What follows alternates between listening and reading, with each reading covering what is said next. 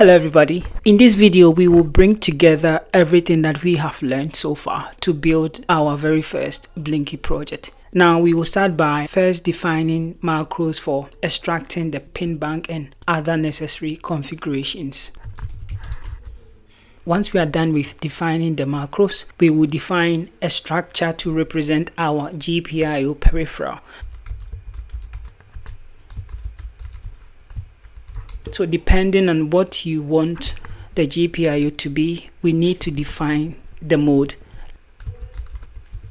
So once we have already defined the states that our GPIO can take, then we will write a function that will allow us to set the pin to that particular state. It will be a static inline function. We will pass the pin and the mode. The GPIO set mode function will take.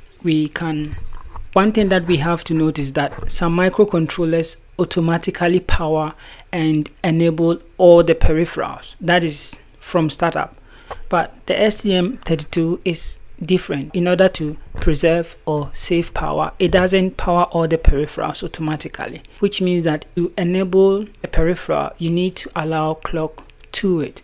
Start RCC. Now we are going to cast the address to this peripheral. Let's check the memory map. Okay, so this is our RCC and it has this address. Bye. See you in the next video.